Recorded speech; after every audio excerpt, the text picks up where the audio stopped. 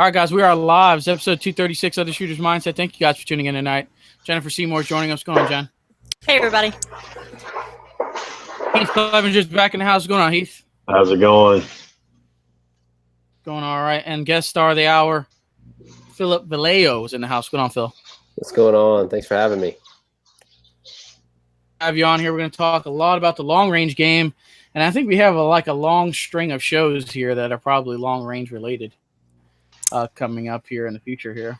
You didn't have guests. I got you guests. They're just all long range. Here we go. They're all long. Yeah, she's like, yeah.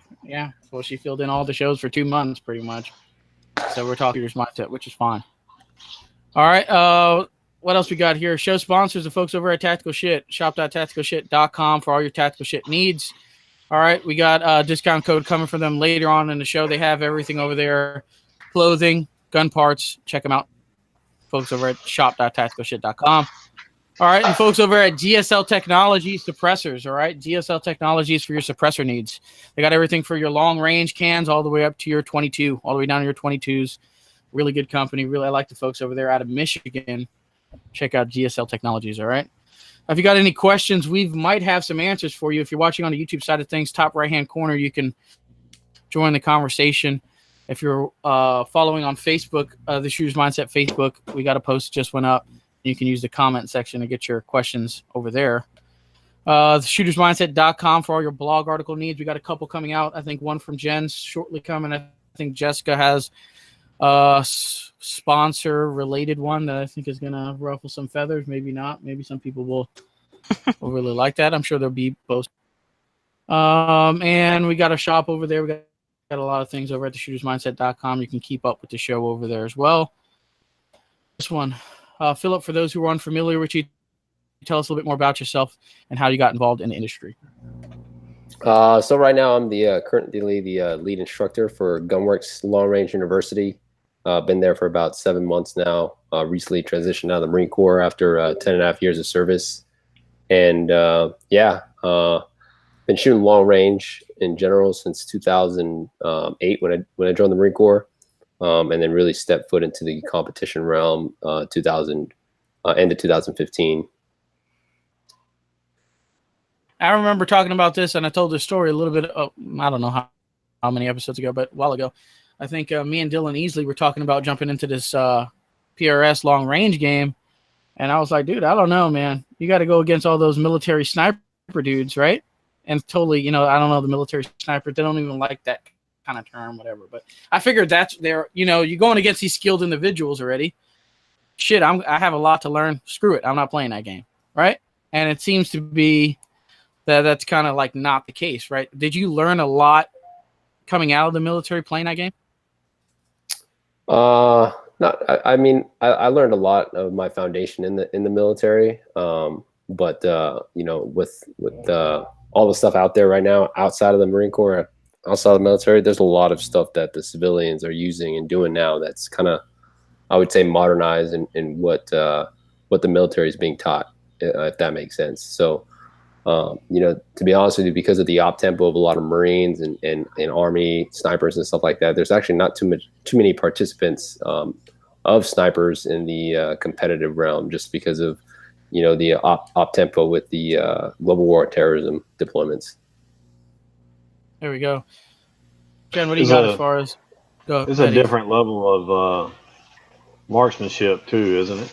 I had never shot a PR. Well, I'll take that back. I shot that one gas gun match, but a little bit different, right? Yeah. It's a huge different. It's another whole different ball game. The whole style of shooting. I kind of, when I first kind of dipped my toes into the competitive scene.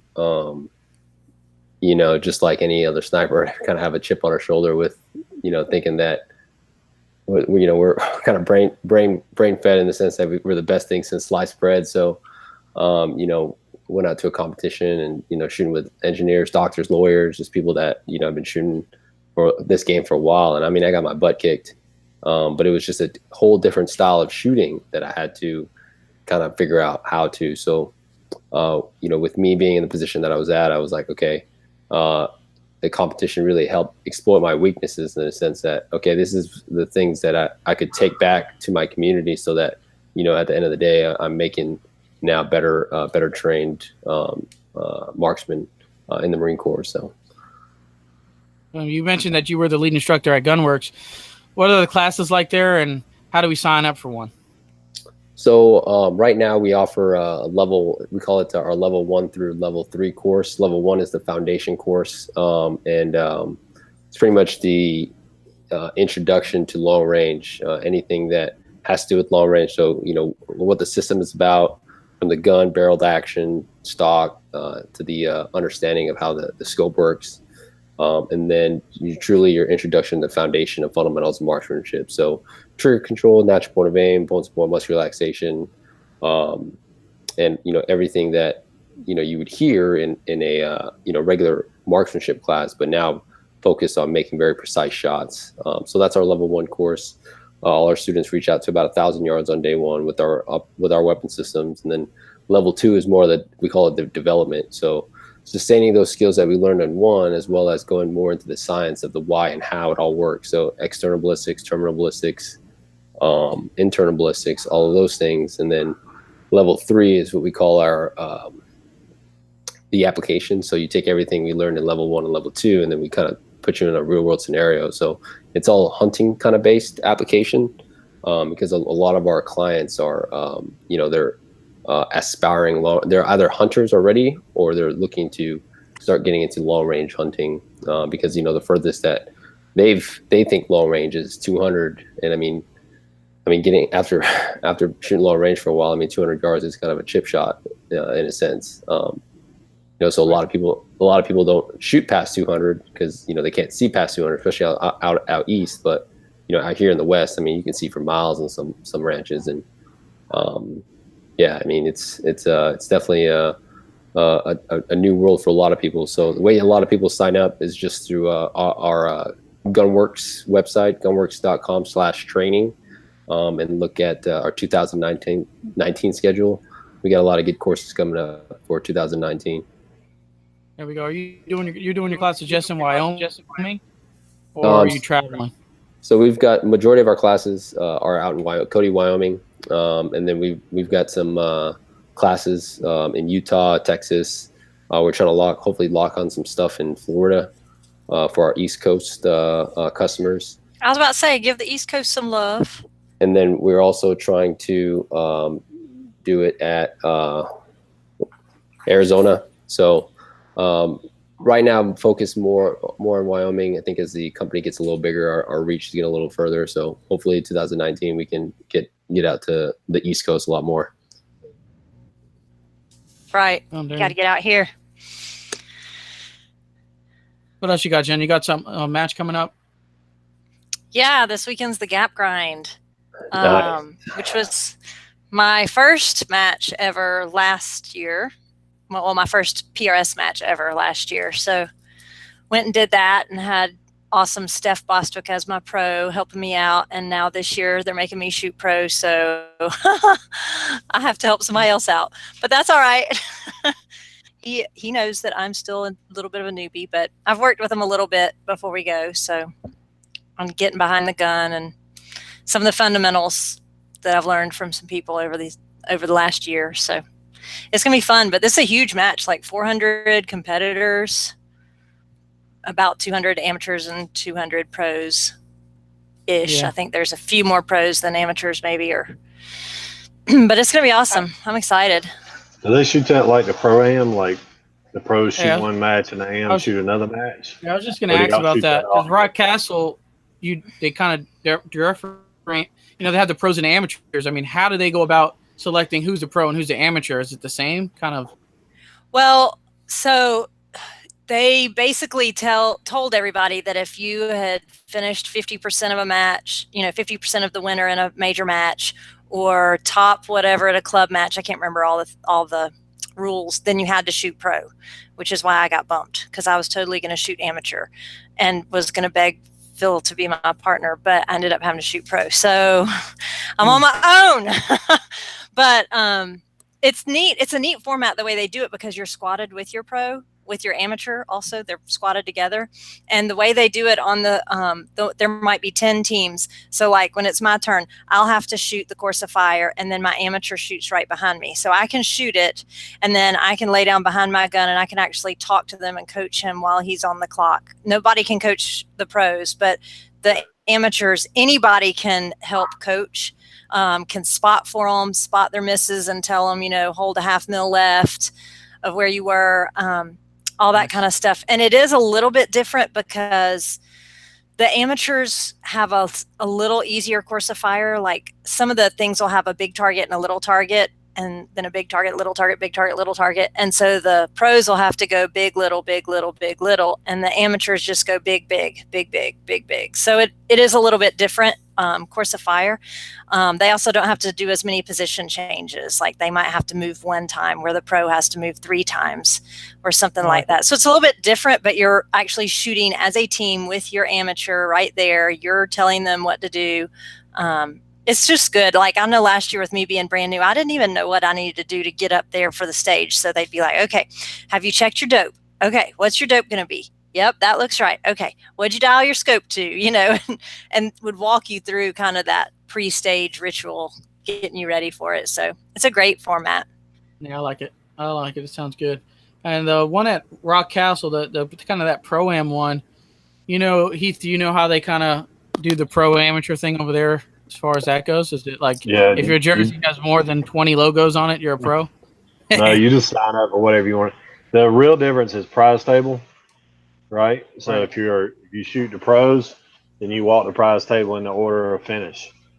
If you shoot amateurs, then it's random draw.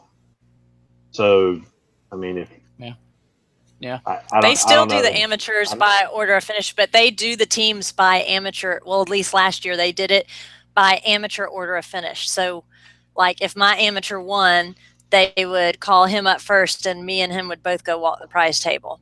But from some of the posts I've seen, they have some prizes that are allocated for an amateur. And like I know at this match, they're supplying everybody a ball cap, and I think the pros are wearing khaki and the amateurs are wearing like OD green, so that everybody will know who's a pro and who's an amateur, which is kind of nice because then they'll know like, hey, that guy's an am, he might need help. Or hey, that guy's a pro, I'm not helping him. No, I'm just kidding. Help the pros, because some of us are only pro-ish. I mean, Pro-ish. I understand the benefits of both sides, because regardless of let's be honest, we've seen plenty of sponsored people that you wouldn't want to put in a pro category, but they had a jersey on and somebody gave them some free stuff. So if they want to sign up and shoot amateur, now I've also heard arguments, but also at the pro-am, it's a completely different match, right? Like it's 8 stages for the pros and 8 stages for the AMs, and they are completely different. The pros don't shoot with the AMs, so I was about to say, doing that though, it's total separate matches. So it is no 2 separate help. matches that happen at the same exact time, right? But the preparation, like guys talking about stages and stuff like that, and then they do the, where the pros do the stage walkthroughs, and you can get a pro idea on what, But I think it's just 2 big matches going on at the same time, and there's a difference in the difficulty. The AM match does not have the super long range stuff that the pro match does. So anyway, what else does Phil? What else does Gunworks offer? Is it just classes? Is it a gun shop or? No, so we're a hunting company. So a lot of our guns are actually more hunting style built. So I mean, they're hunting application purpose. So we build anywhere from 9 to 11 pound rifles, which you wouldn't typically see in a precision rifle match or competition, because that's just way too light. Getting tossed around. So we build guns from the ground up, depending on the specification of the customer, depending on what his hunt is going to be at, or just what his application is. So if he's just buying like a one gun that's going to cover all of North America, we'll guide him to a specific caliber, or if he's got money to throw down, then we'll build him a rifle specific to the application of hunting. So what's cool about us is a lot of my peers, and when I say peers, like competitors, to kind of see the price tag that goes along with our guns. What they don't understand is you know, the amount of information they already know versus what our customers know. So I mean that by, you know, when you buy a rifle from us, we do the load development for you, we zero the rifle for you, so we make sure everything's good for you before we actually send it out to you. So, you know, if you think about all the time and information that I know, I mean that really is that's a huge price tag, I guess. You know, mounting a scope, doing a load development, I mean, that takes days, sometimes hours, you know what I mean? A lot of our customers don't have time because they're very successful, other business people or whatever the case is, doctors, lawyers. You know, they buy a gun, they get the education, and they go out and fulfill their tag wherever they got a tag at. So that's kind of what our customer base is. Right on. Yeah, Jen, you have is that a new tripod you have in the background there? Or what's the story on that? That is a new tripod. Isn't it beautiful? So this is by Patriot Valley Arms. They were on our show about 8 months ago, I think. Yeah, right before shot, I think, yeah.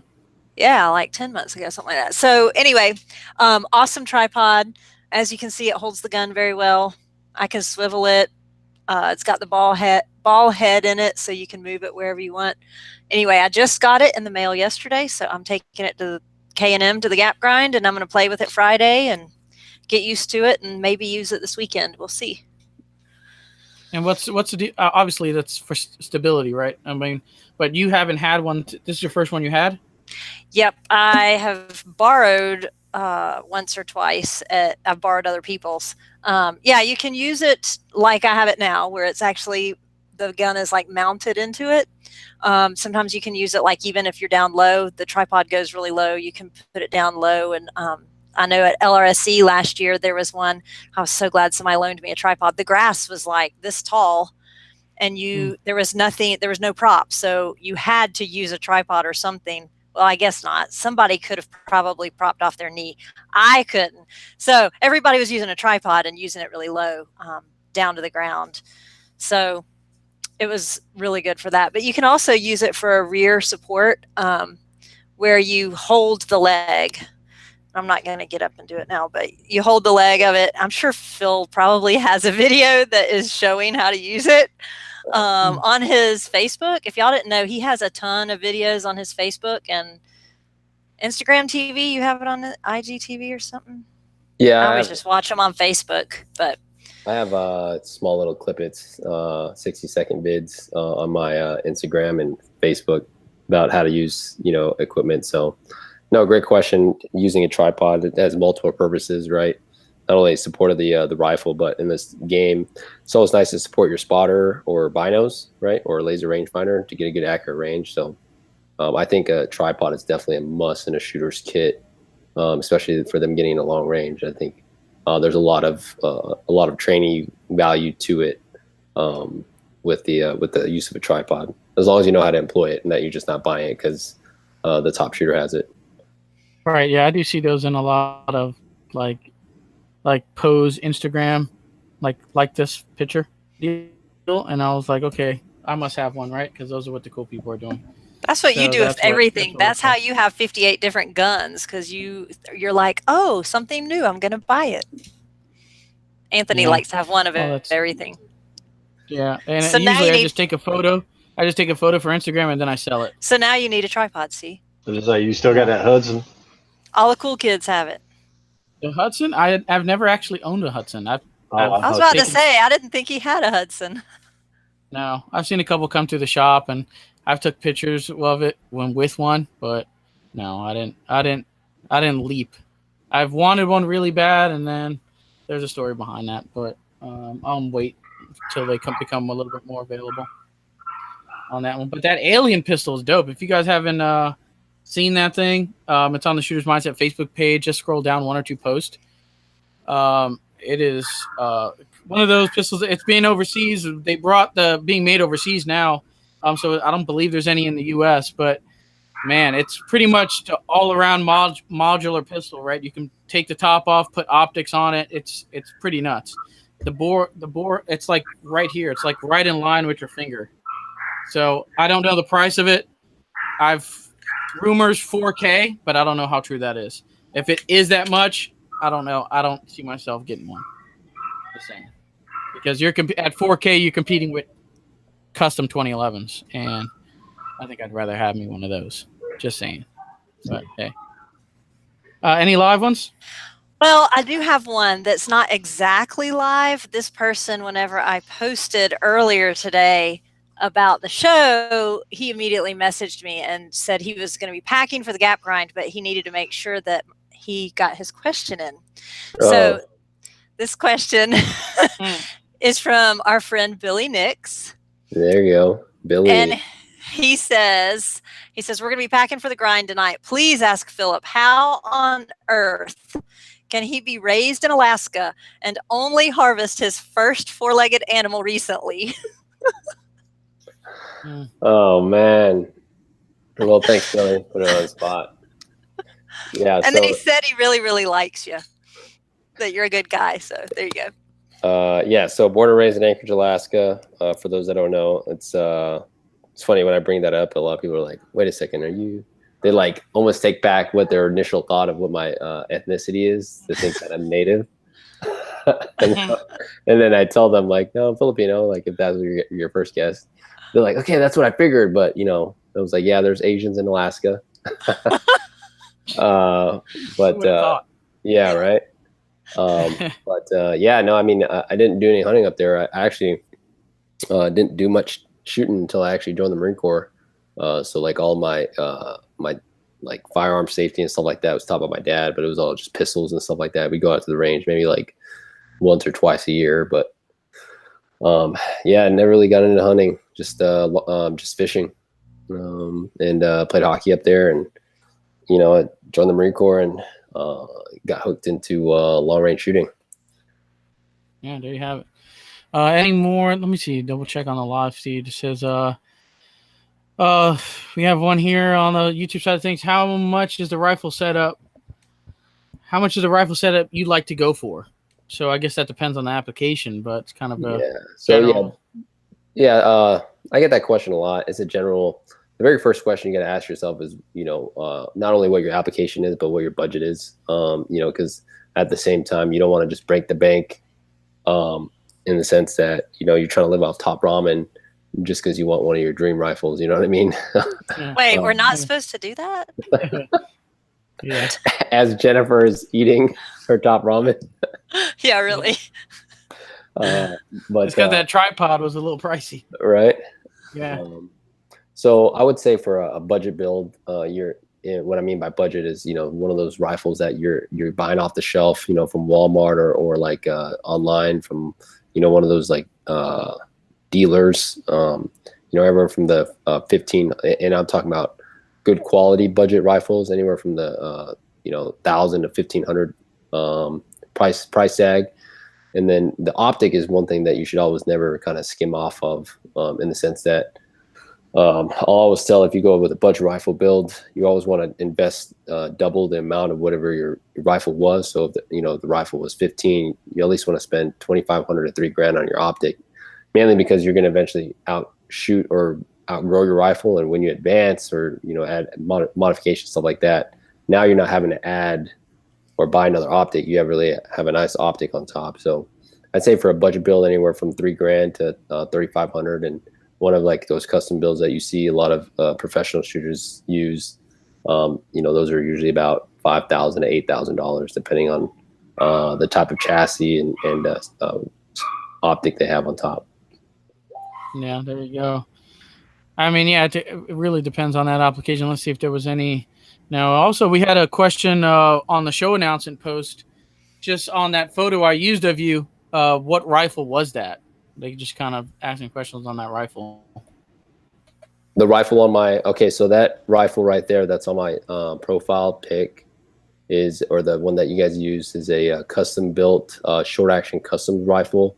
The chassis, which is the stock itself, is a Kinetic Research Group Whiskey 3, Generation 6. And the optic is a Collis K624i. So a lot of people kind of assume kind of like an AR is like when you buy a rifle, just comes like that. And in like the competitive side of things, it's more of like you're piecing things together from different, good companies. And then you're either putting it together yourself or you're having a gunsmith. Well, the gunsmith really just, for me, just barrels the action for me, does all the machining work. And he just sends that to me, and I kind of plug and play what I want to use. It just whatever the flavor of the month that I'm feeling. So if I'm feeling like using a stock, I'll drop my barreled action into one of my traditional stocks, or if I'm feeling like using a chassis, I'll drop it into a chassis for that match. Right on. Yeah, I hear that. I mean, so this, I guess we're talking budget, but like if we go like Remington 700 and throw a good piece of glass on there, are we pretty much good all around there? I think you are. I always recommend a lot of new shooters, especially when they hit me up, they ask me, hey, I'm looking at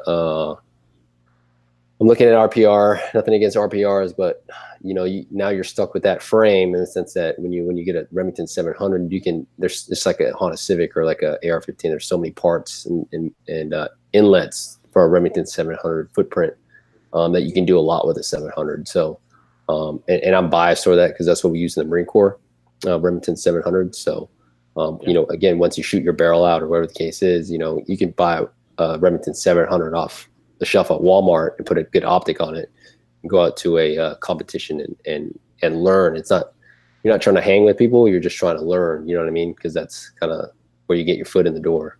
Right.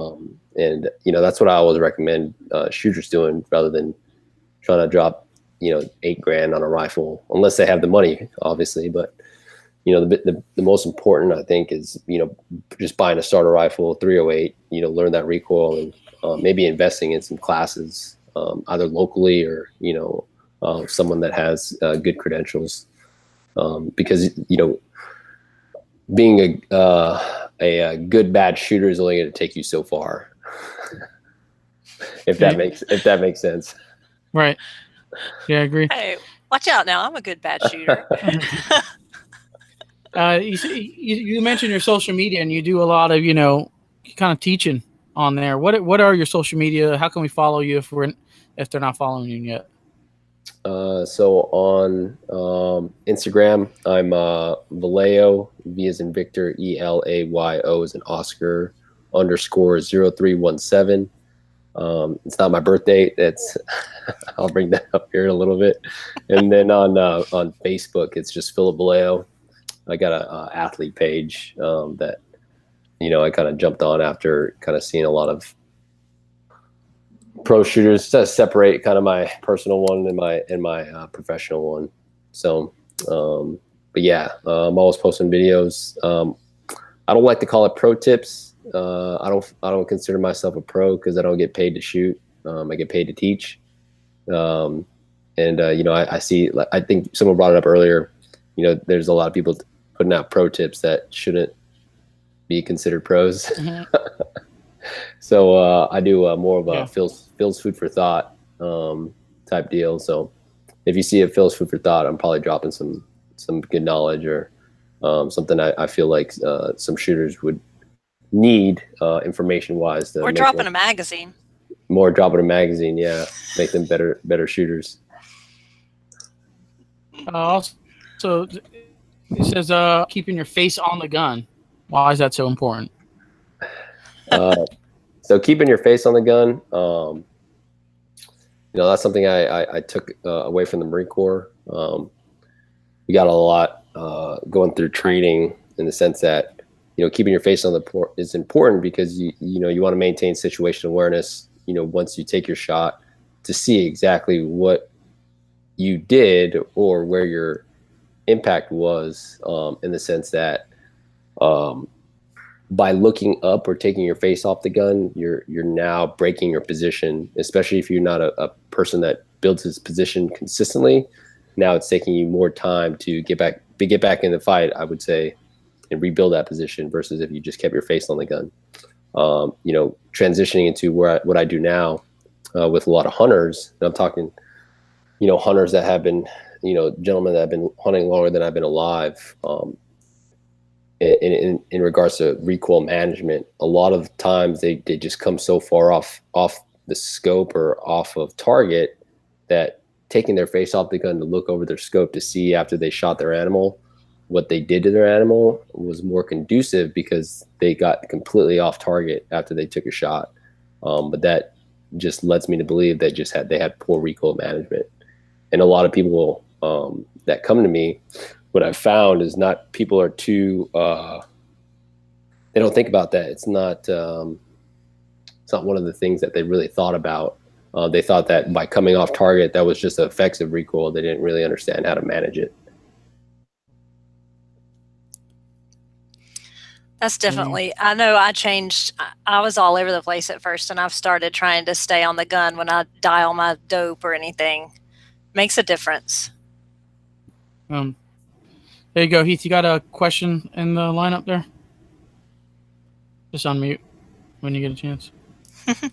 Sorry, I got a lot of background noise going on here today.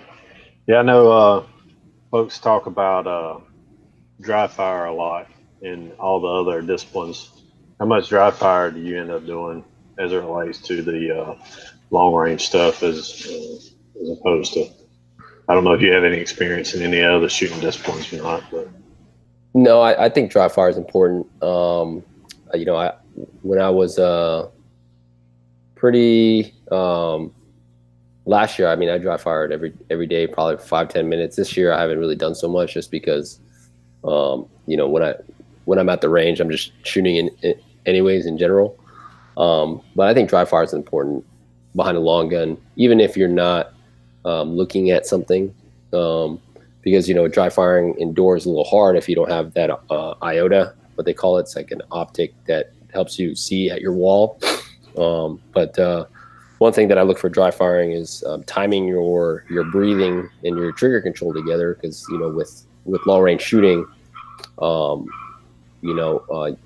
especially if you have not an aftermarket trigger but a stock trigger, you really have to kind of time your breathing with your trigger control, in the sense that when you fire what we call a natural respiratory pause, which is at the bottom of your breathing cycle. So, if you have a 3-pound trigger pull, you don't want to pull all 3 pounds at the bottom of your breathing cycle. You want to start to pull that slack out as you start to release and exhale, and deplete your oxygen levels. So timing that and getting used to that trigger, as well as bolt manipulation. Having good, efficient bolt manipulation is key, because a lot of times I see it in the Marine Corps too, is a lot of shooters will try to get sexy with the bolt because it looks good on camera, and I'm guilty of it too. The problem with that is then you start you overwork the bolt, in the sense that now a half a second that you gain by running the bolt fast, now you're spending 2 or 3 seconds on the back end rebuilding the lay of your rifle to get back on target. So having good bolt manipulation and then getting into position is another thing. Well, what else you got, guys? Anything else live that came in? I don't think yet. No. What is the most overlooked aspect of training? One piece of advice would you give to a new shooter? Overlooked aspect of training. Understanding natural point of aim and how your body mechanics affect it, and as well as recoil management. So like what I mean by that is all 3 of us or 4 of us, we have different body mechanics. So like you guys might not be as flexible as me, or you might not be able to get in some positions as me, or what you might think as being nice and relaxed on target. By looking at you, I can tell you that you're not. A lot of people don't understand the psychological effects of when you get behind the gun, especially for men. And I say this, females are a lot easier to train than males, because when men get behind the gun in a psychological sense, it emasculates you, right? So like the very first thing you want to do when you get behind a weapon is what? You want to drive it. So when you drive it to where you want it, you apply what? You apply, you try to muscle it. And in for a precision rifle, you can't muscle the weapon because it's going to work against you, because you're dealing with a 18 to 20 pound rifle, and the second you start to muscle it, your muscles start to fatigue, and when you're really trying to shoot a 3-inch dot or a 3-inch plate at 300 yards, it's not going to get you anywhere. So understanding body mechanics and how to get comfortable behind the rifle and achieve good natural point of aim is, I think, something that's overlooked. Yeah, I definitely agree. Women are, even on the pistol side of things, from what I notice, way easier to teach than men. Yeah. I don't know if we're not as stubborn as y'all. Yeah, that's what That's it. right. That's they're what I open think to it is. input. Yeah, Exactly. Dudes think they know everything when they show up. Yeah, like I saw Lethal Weapon 4 like 20 times. I think I know how to shoot that Beretta M9 now. You know what I mean? And that's just not the case. My sights are off. Know that you can't shoot. Right. Yeah. That's also why the life expectancy of women is longer than men. Allegedly. Could be part of it. Yeah. Yeah, something like that. Yeah, it's across the board. I don't think there's, with all gun games and sports and stuff like that. I think I always hear the same in regards to that. What you got, Jen?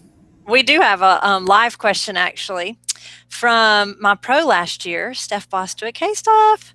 Can't wait to see you this weekend. And you can still help me. Just because I'm not your amateur doesn't mean you don't have to help me anymore. But she wants to know, so do you do any private training via video review, etc., for people that can't get all the way out to Wyoming very easily? And she's specifically interested in positional shooting, barricade work, and selfie taking.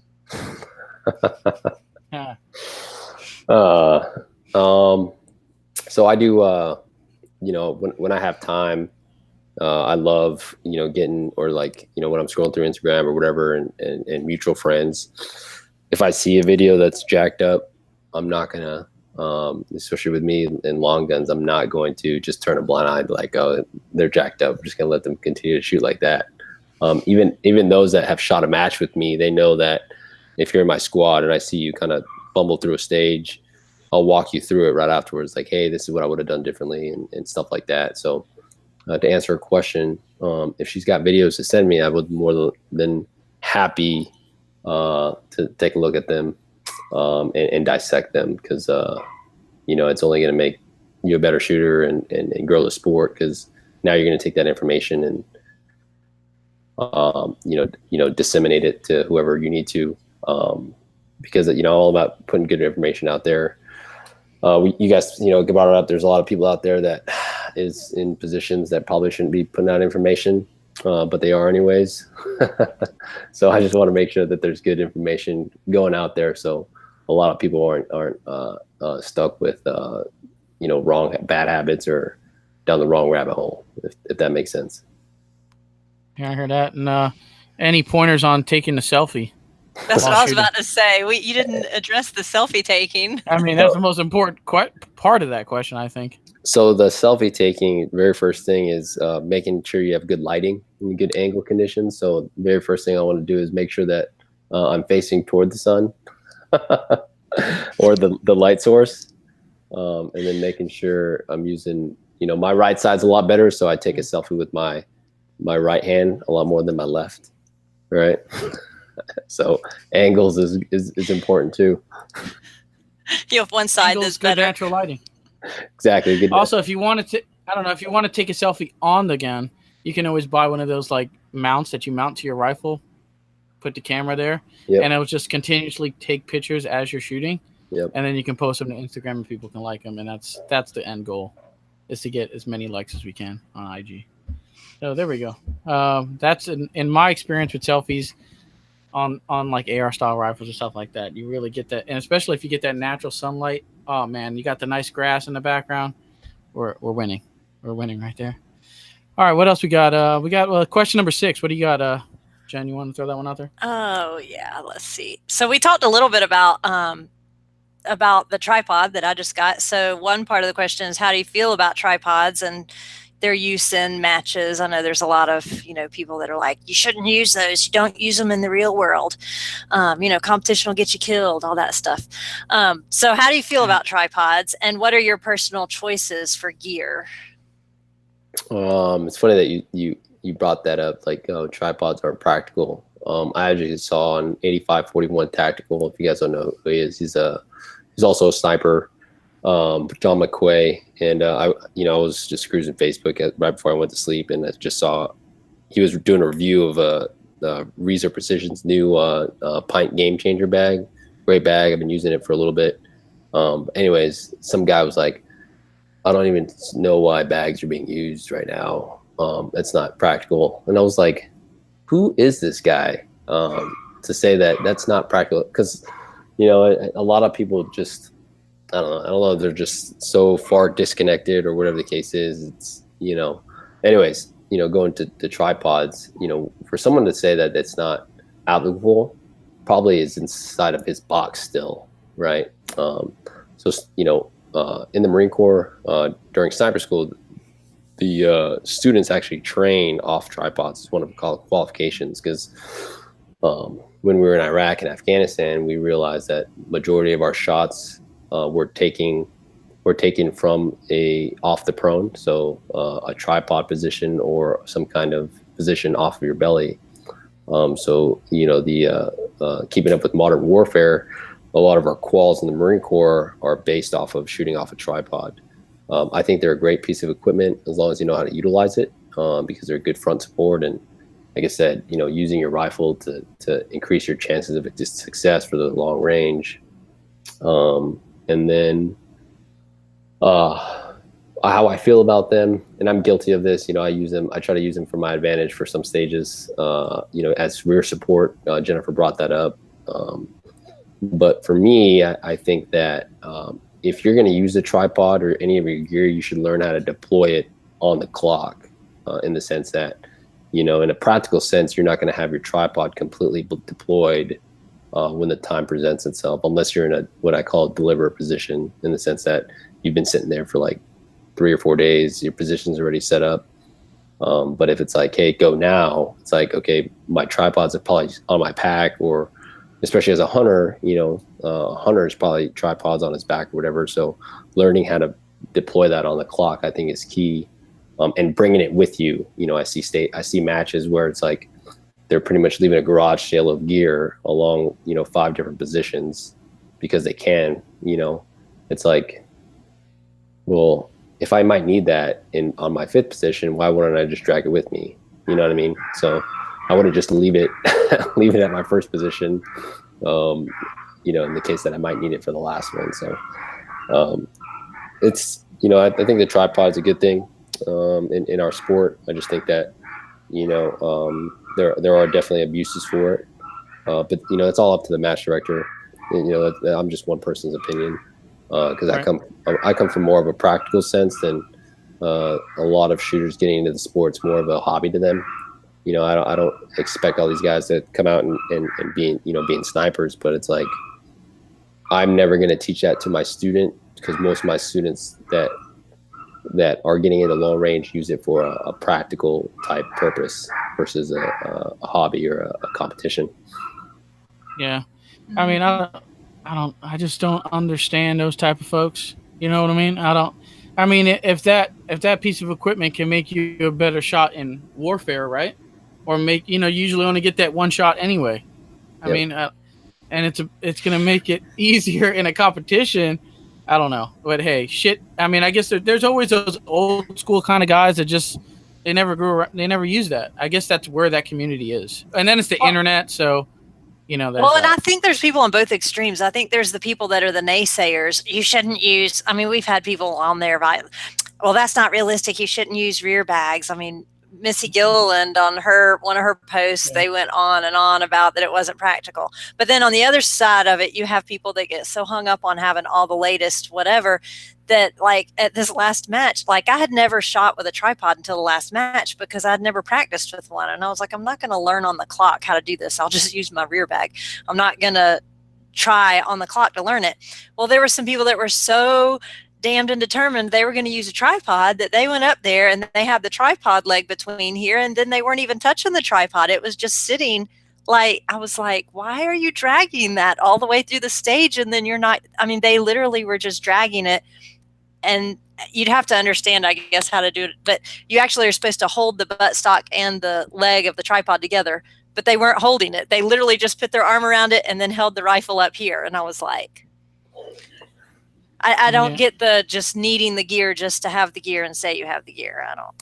That's because that's what dudes do.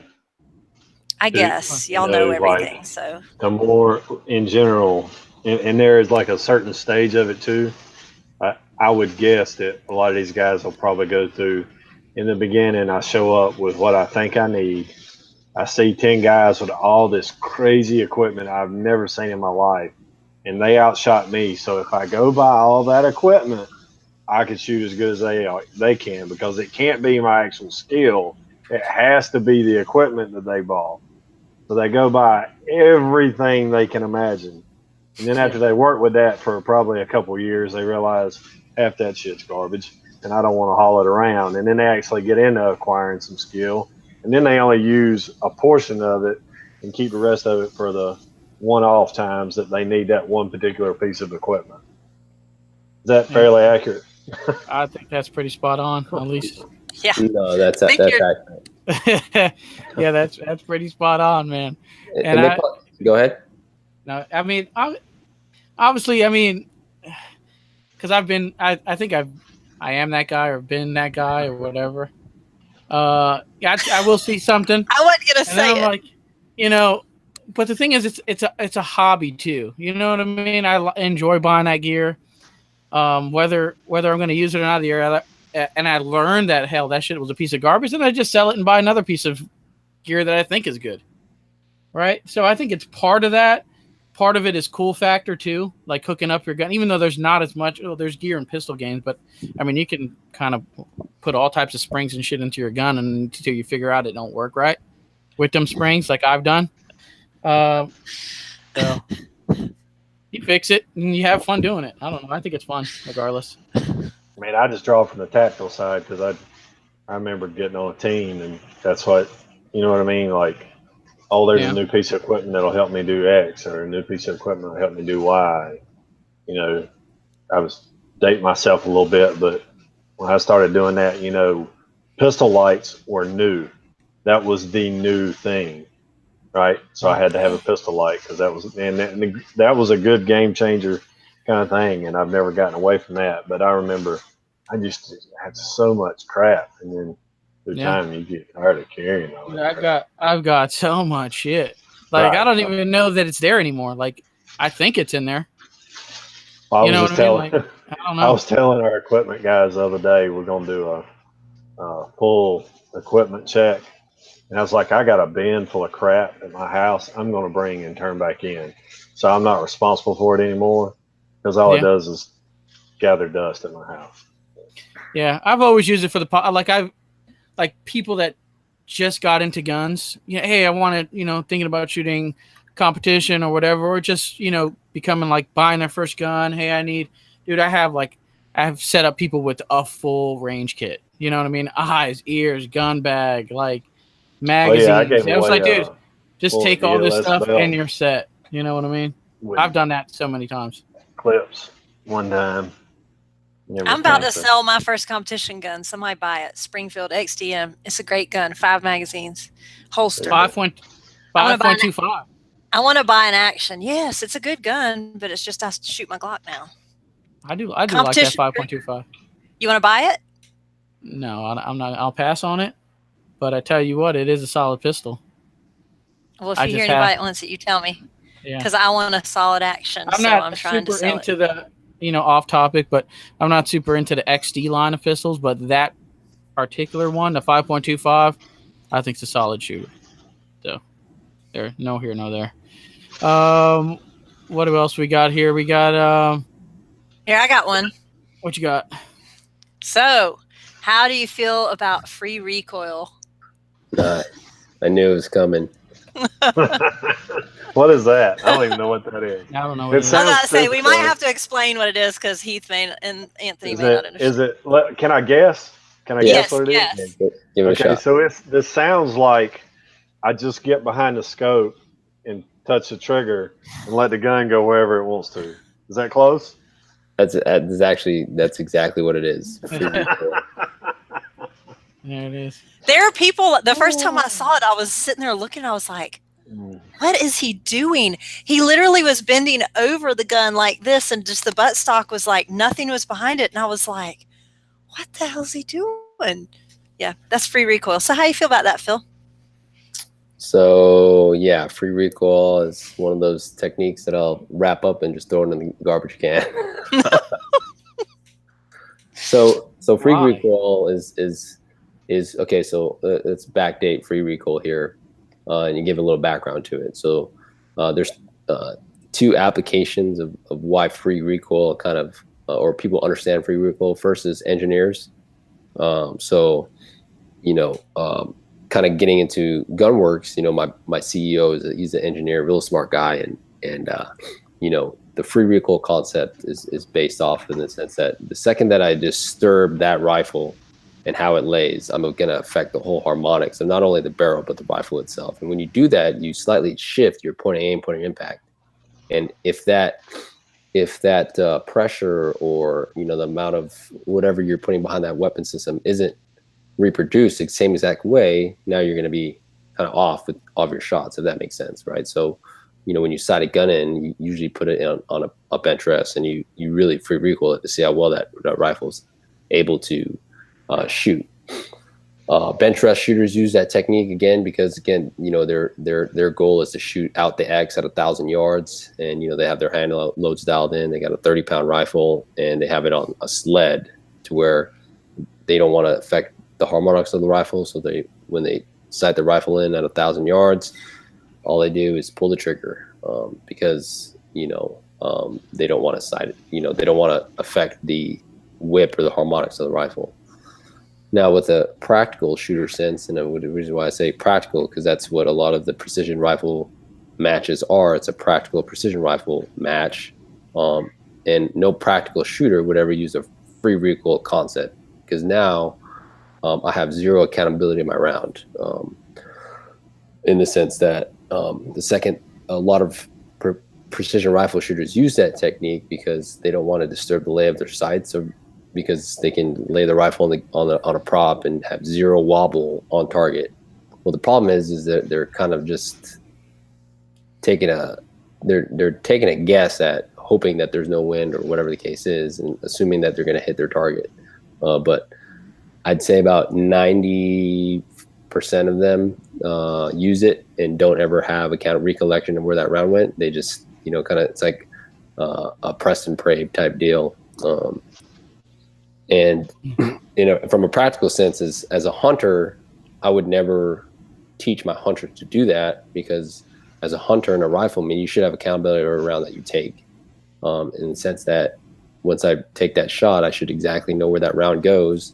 And if I miss, I need to know what my correction needs to be in order to follow up within a certain amount of time. If I free recoil, I know for a fact now I'm making that time a lot longer, in the sense that if I miss to a bad wind call and I try to free recoil it, now I didn't know where I missed. Now my second shot is a complete guess at the same time. So yeah, free recoil is one of those things. I always tell people, you'll always see me hashtag recoil is not free. Just because it's not practical. My mind's kind of blown on that stuff. I just, if I seen somebody doing some shit like that, I'd question just overall safety. No, I think you were kind of in line with that little video you put up with that guy smacking the trigger. Oh yeah. Yeah, it is. It's kind of like very that. similar to that. Like you're There was totally a video. taking two different things that are going on when people are shooting, right? Like it's not the fact that their trigger moves the whole gun; it's the fact that they move their whole hand and everything with the anticipation of the pistol going off, right? Yeah. And I can't help but think on a rifle, like if I lay my head down where I can see through the scope, like I don't get rid of the heartbeat and everything else that you know what I mean? Like I'm thinking about the little bit of long range type stuff that I do.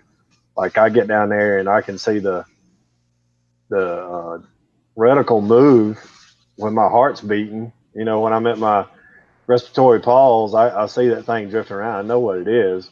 Even if I wasn't holding on to the gun and I was just looking through the sight, like that would still be moving my body, it would seem.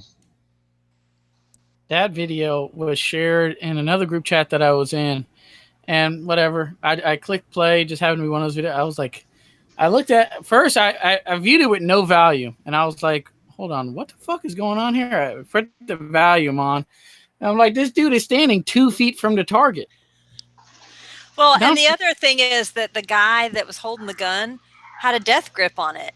I can do whatever to my trigger on my pistol. I can jerk the shit out of my trigger. If I have a good grip, it's not going to go anywhere. It's not, to me, the grip is more important than, but yeah, that whole video was... Hold on. The point of the video was that trigger jerk is a myth, right? That you can jerk the trigger and still be accurate. I assume that's what the video was about. So this dude is taking that far. Well, but the problem is that when you trigger jerk, you, like Heath said, you jerk your entire hand, and your whole hand is what brings it down, not that one finger. I mean, all these fingers are on the gun, and they think this is the one thing that is going to drop the gun down, the muzzle down. No, it's the whole rest of your hand. And there was someone else holding the gun when he did it. It should really be just called varying degrees of anticipation. Yeah. It's funny that you guys brought that up. You know, the trigger control for a precision rifle is a little different from pistol. I'm a terrible pistol shooter. I can hold my own, but I'm nowhere near the level that I would like to be at with pistol.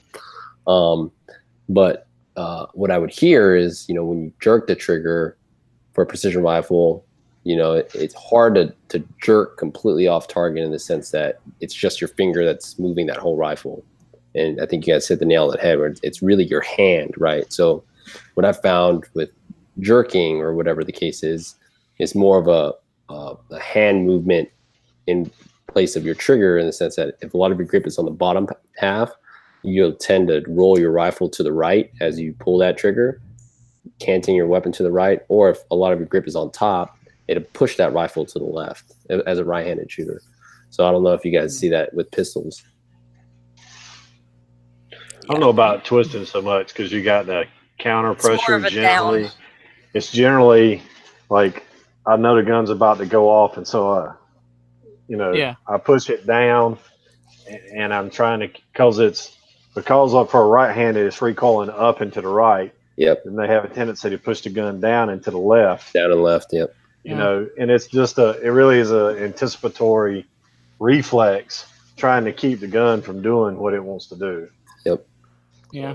Which is a lot easier said to fix. Like, just don't move the gun. Yeah, and it could be the grip thing if the gun doesn't really fit the hand, because you know, especially teaching some ladies with some tiny hands too. I noticed that they just kind of have to. The gun really don't fit them that much, so they're kind of just really pulling that trigger because they don't have a good grip on it. That could be, but mostly it's anticipation, and it's a combination of both. Yeah. So. But that video that we're referencing right now just went live on the Shooter's Mindset Facebook page. So if you care to take a look at it, I scheduled it to go like 11:30 tonight, but I figured since we brought it up to release it now. Yeah. I find it pretty funny. So if you listen to Rob Latham, who is definitely arguably the best pistol shooter ever, you know, like he'll tell you straight up that if you grip the gun hard enough, it doesn't matter what you do to the trigger. Right. You can jerk the trigger all day long. And that's kind of what he teaches, but putting all that together and taking the anticipation out of it that's the key, in my opinion. Yeah. What else we got here? We got a couple more. Because there's a poll on the PRS Facebook page that caused quite a stir. The poll was whether or not a PRS barricade is too tall. What are your thoughts on this? I think the PRS barricade is an advantage to those that have height, in the sense that, you know, most positions are built to someone's figure anywhere from, I'd say, like 5'9" to 6 foot. So I think if the PRS barricade, first we have to ask what the training objective for a PRS barricade is, and if it's to simulate someone shooting from a kneeling, standing position with a certain amount of time. I think that kneeling and standing position needs to be dictated based off of that individual shooter's height, because now it's unfair if that person is 4'11" trying to shoot off of someone that's 5'10's standing heights position. So I think that there should be a varying level of PRS barricades to fit the training objective of that task. So I think that if it's one of those stages where it's like we're not using a PRS barricade, we're just using a barricade you have to shoot off of. Okay, I get it. But I think what the precision rifle series is trying to do, similar to like 3-gun, is have kind of like standardized shoots or courses of fire, right? Is that what you guys have in 3-gun or RDPA? Some of them, they have classifiers. Well, the 3-gun nation barricade is the 3-gun nation barricade, whether you have the height or not, right? Yeah, but we all you have to do is shoot from the confines of the barricade, right? So they may tell you can't shoot from the bottom port, and they generally cover it up when that's the case and don't even leave it open. But it's got steps on the side of it, right? So if you want to go, like I can't do kneeling prone, especially with magazines and everything else on. I just can't crunch up that small. So I had to do the high one. But people that are shorter are a lot more flexible, can get into the lower position. So it does have kind of that flexibility built into it. So it might be not.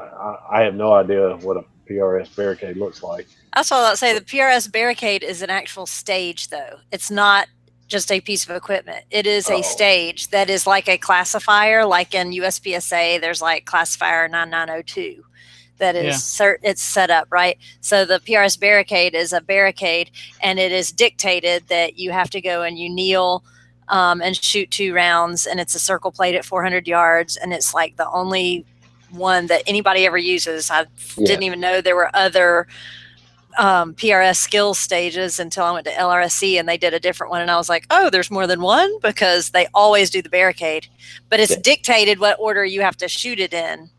And it's the only timed stage. It's a tiebreaker. It's usually a tiebreaker, and so like that's where it's like, all right, I've seen very short shooters, and when I mean short, anywhere from like 5 foot to 5'5", get that barricade because of their height disadvantage. I mean, they're tiptoeing to get that shot off, and for me, I think that's again, from a training standpoint, if we're looking at it from a training standpoint, it's a disadvantage to those shooters because they don't have that height to it, and so like now they lose out. They already know they're losing out on time, and right. I think that if it's like, all right, if the training task is they need to shoot from the kneeling position and the standing position, well, there should be different varying levels of heights to accommodate the different heights of shooters. Unless you're arguing practicality, right? Yeah. Because if you got to shoot over something, you got to figure out how to shoot over something. Yeah, absolutely. Sorry. Yeah, there's No, you're absolutely right. Yeah, I think because there's definitely been barricades that I've found too tall, so I'd have to use a bag to step on something like that. But I think if it's something that's standardized, right. So yeah, when you're using it as a tiebreaker, that does seem like you're skewing it towards your average size individual, probably. It's funny, game to game, we pretty much all talk and kind of complain about all the same shit. You know what I mean? I mean, even in USPSA, you got these ports throughout the stage, and they cater sometimes they cater the shorter shooters more than the taller shooters, or vice versa. So you always got that complaint. Well, shit. Well, now I'm losing time because now I have to tiptoe or kind of modify my position on those style ports. So it's weird. I don't know. I just find it funny, like game to game, even though they're different in most ways. That we all kind of talk or complain or PCC. All kind of the same I always argue that it'll work itself out, right? Because you figure the port is generally going to be however high the match director is, right? So if you got a short match director, you got short ports. You got a really tall match director, you got tall ports because they're building it. They're going through there checking everything, right? Yeah, this looks right to me. They're not trying to screw anybody. That's their normal. Yeah. But it kind of generally, but I do agree in this one case when that's the standard stage that is the tiebreaker for a PRS match. Yeah, it's got to be fair. Then you kind of are skewing things probably a little bit more so than maybe some of the other disciplines in favor of average size people. Yeah, there's nothing that. I mean, that's kind of that thing is what really kind of jacks my nerves or whatever when I see that. Anything that not necessarily that, but anything that's unfair to the rest of the crowd. You know what I mean? If I'm going through a stage and I shot it this way and I look back at the squad behind me for some reason and they're just doing something totally different or something that was an advantage, that shit, like, what the fuck's going on here? Why I'm never coming back to this match? It's junk. You know what I mean? It's like, what are those SOs doing over there? It's like that kind of gets me wild up. So I definitely want it to be as even as possible. Right? What's that? Yeah, you have to evaluate that. Why are you doing it? Are you doing it for fun? Well, yeah, I'm doing. I mean, yeah, I'm doing well, it. then because sometimes you gotta. I don't know. Having been an RO, I guess plays into this a little bit too. But some of these things you get involved in, and you just take the high road, and you're like, hey, I did it by the book. Our squad did it by the book. They skirted around and got away with some BS. Then I'm gonna go home and know that I didn't finish wherever. And it wasn't, because a handful of people decided that they were going to take advantage of something. True. Yeah. I mean, I'd rather have my integrity. Go ahead, John. I said I'd rather have my integrity than skirting around something. Amen. Shoot it straight, like shoot it fair. Yeah, I mean, I keep those things to myself and actors over it. Yeah. But it's still, I mean, we're doing this for fun, but we also paid a lot of money to get up there. I keep those things to myself and actors over it. Yeah. But it's still, I mean, we're doing this for fun, but we also paid a lot of money to get up there. Holy shit, there's a lot of lag. Those things to myself and actors over it. Yeah. Is that lag or is somebody playing the show? It's on repeat. Yeah, it's on repeat. I think I'm lagging, but whatever. Now finishing that thought because we're getting pretty deep into that convo. But any upcoming matches, classes, or projects you have, Phil, coming up here? I just finished up a match this weekend. I've got another match coming up this weekend for the NRL, and I got the NRL Championship, and then 2 PRS matches. So I'm pretty booked. October, November, and then finishing up the season up in Cody for our classes, our honors classes, hunting season. So we're pretty booked. I got full 12-man classes in October, and then it's going to be too cold to do anything, so we kind of cut our season off there.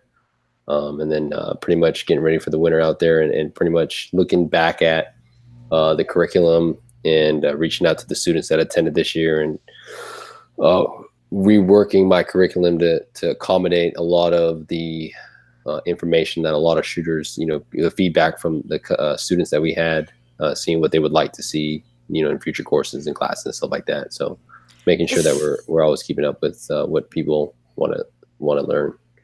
Sounds to me like it's so cold in Wyoming that you should come to the southeast. Like when it's cold, that would be the perfect time to do classes in the southeast. Right? Yeah. Yeah, that'd be nice. It'd be nice. Jen, you got the gap grind coming up. Anything else coming up for you? Nope. The gap grind is it for me for this. That'll wind this season down. And I'm going to try and get my master's degree finished over Christmas in January.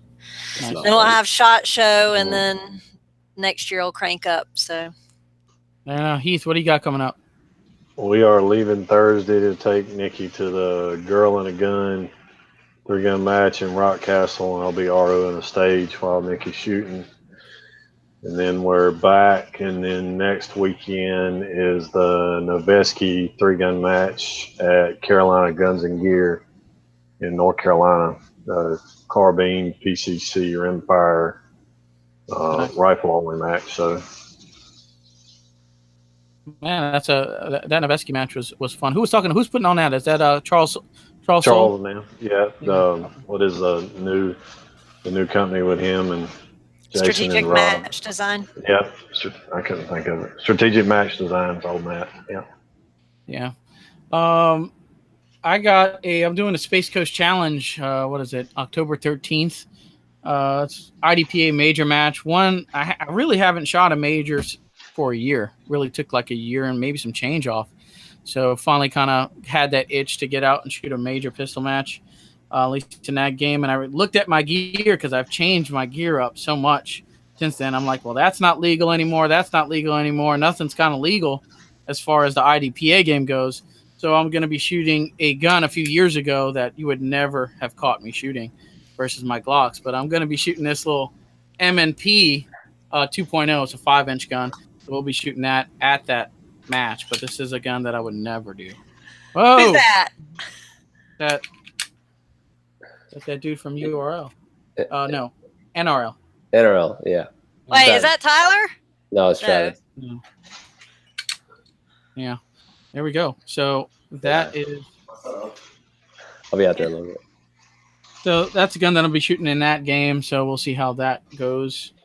Ordering holsters. It's like they changed the rules so much, I wouldn't even begin to know what I could shoot at a IDPA match anymore. You could just buy like a Glock 17 and shoot. You can always do that, but I can never just I buy a ain't stock buying gun. a gun just to go shoot IDPA. Right. Me too. I think I can live without IDPA. Yeah, most people do have some type of Glock pistol that they can shoot in that game. Most people usually you can shoot that 5.25 Springfield. I can't shoot mine. But you can't shoot that. Yeah, see what I'm saying? So it's weird. But yeah, that's shoot my war gun. 40 cal. Yeah, shoot that. Shoot that. What else we got? Favorite match you've ever shot? Ooh. It would have to be the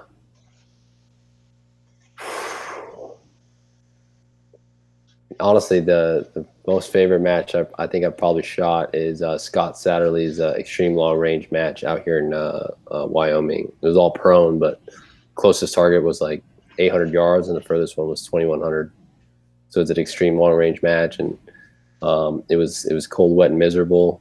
I was almost like at home, but the conditions were pretty challenging in the sense that it was all prone, but even though it was prone, the targets were at pretty long distances, and the winds were anywhere from 30-40 mile an hour. So like you really had to make a good wind call, and positive or like mentally stay in the fight in the sense that like it was just so cold that all you wanted to do is be warm.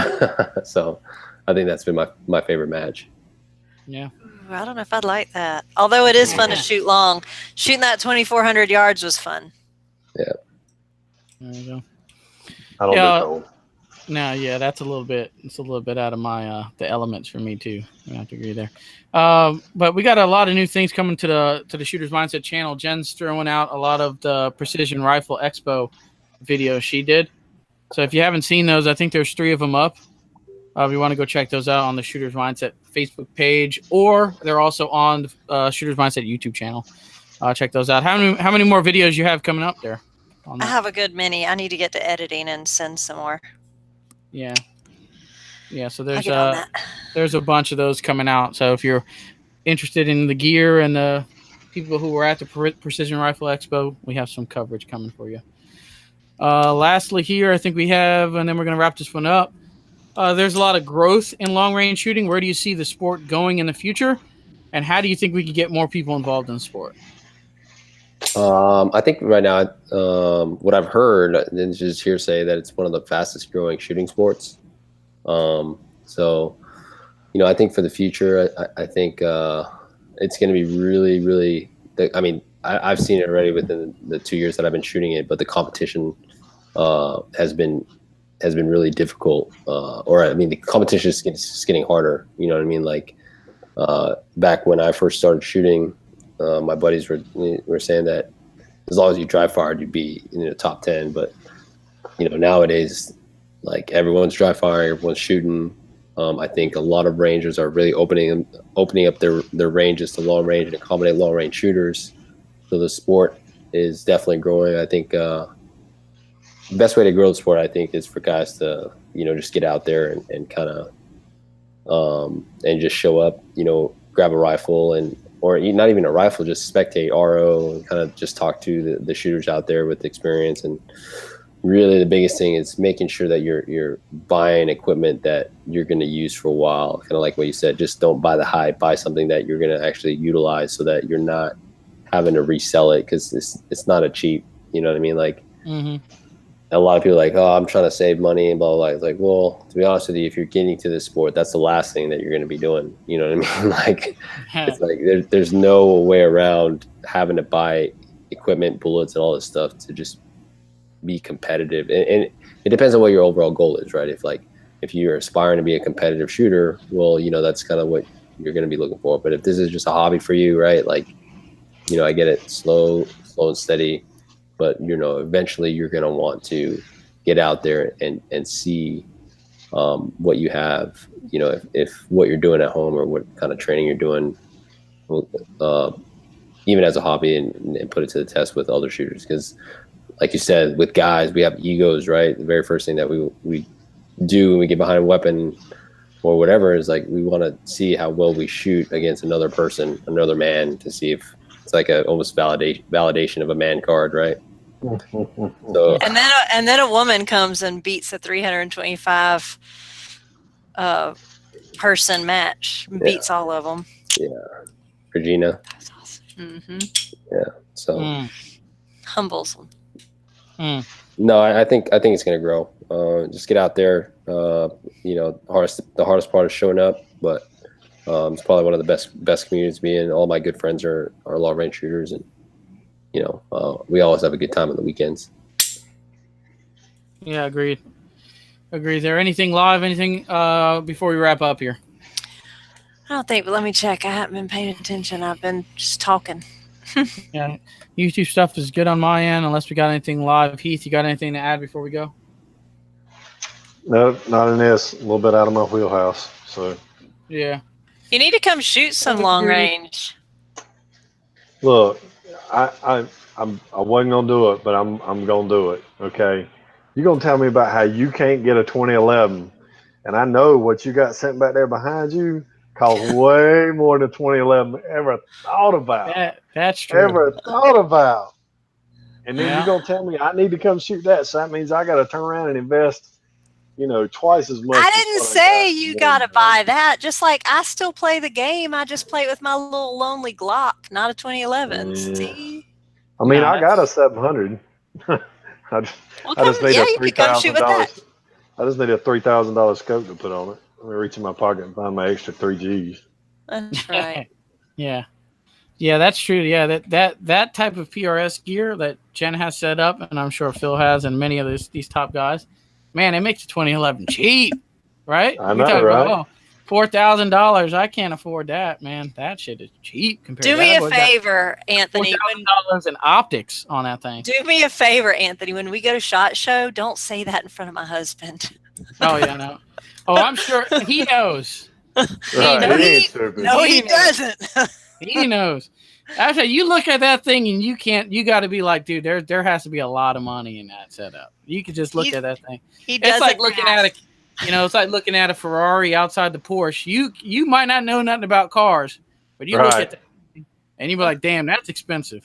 So you can be like, yeah. I can generally tell if I like it, it must be expensive. Yeah. He knows. It's just I don't think there's really not much that can be won in that conversation.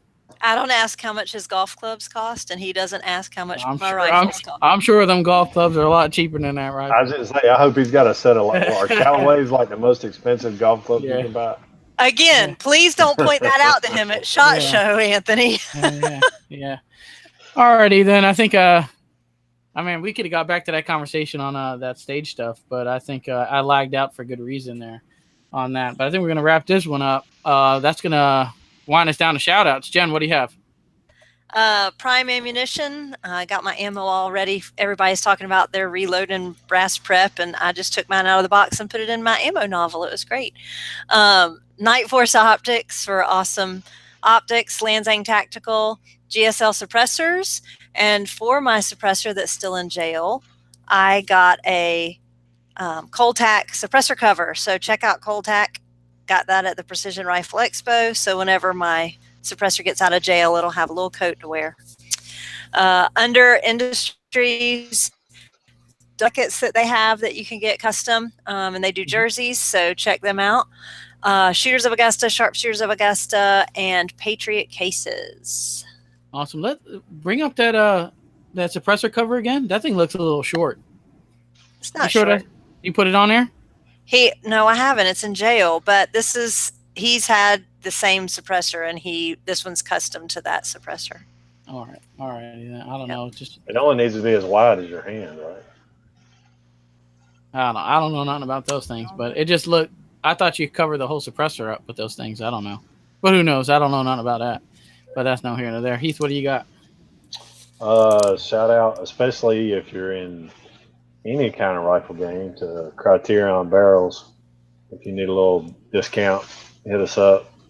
I don't have a discount we can say over the internet, but we can definitely point you in the right direction and get you hooked up. American Defense Manufacturing, Eagle Imports, SPS for that nice 2011 True Spec, the Outdoor Shop, Red Hill Tactical, Safari Land, Dangerous but Good, Stage Zero Shooting Supply, Zero Tolerance Knives, Pure Gold Shotgun Chokes, and never forget Replacement 10 on TSM for your 10% discount. Boom, there we go. I know we were talking a lot about you like that? You trying, but who's winning? Whose discount code gets used more? How long you been doing this show? Yeah, I'm just a replacement guy. If I can get just a piece. Yeah, and the thing is that sometimes people would like, I'd usually hand Jen's code out to people just for shits. Yeah. So there's a few of those. I need to start giving a replacement 10 out. There you go. But talking about gear whores, I've mentioned this on like many shows. I got a whole 511 range kit here full with stuff. Like legit, you got everything in there. Cleaning kit, everything. I've been meaning to do a giveaway for the Shooter's Mindset and just give away this entire range bag. The range bag itself is like an $80 range bag. So whatever that's in there, whoever wins it's gonna winner take the whole thing. You know what I mean? So when I finally get up to posting that, it will be eventually a giveaway at some point on the Shooter's Mindset. So stay tuned for that. Phillip, as far as shout outs go, what do you have, man?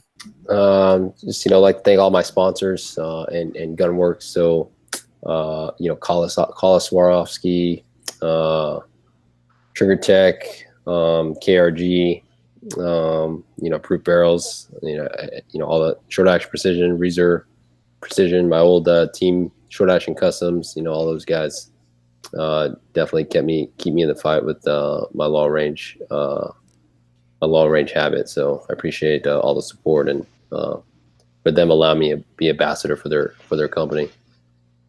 Good stuff here. Got a couple on shout out to my end. If you're watching on the YouTube side of things, right below the video, you see the yellow subscribe button. Hit that every Tuesday at 9 Eastern. We're doing a new episode of the Shooter's Mindset. So if you're subscribed, you'll get the latest updates on the shows upcoming. Folks over at Tactical Shit, shop.tacticalshit.com for all your tactical shit and gear needs. All right. If you're one of those guys that see Phil, Jen shooting all this fancy gear, take a look at shop.tacticalshit. They might have it for sale over there. All right, folks over at Tandemkross for all your rimfire needs. Check them out if you're getting into Steel Challenge or you want to kind of take that old 1022 out and get it running again. If you want to email me, theshootersmindset@gmail.com is a good way to do that. Definitely thanks to Phil for spending 2 hours of his time with us here on episode 236. We appreciate that. Thanks for having me. You got it. And lastly here, the folks over at Taran Tactical Innovations for all your, if you want a fancy Glock like Jen has, you can get that over at Taran Tactical along with many base pads and other products. All right. That'll do it for episode 236 of the Shooter's Mindset. Thank you guys for tuning in tonight, and we're out of here. Later, guys.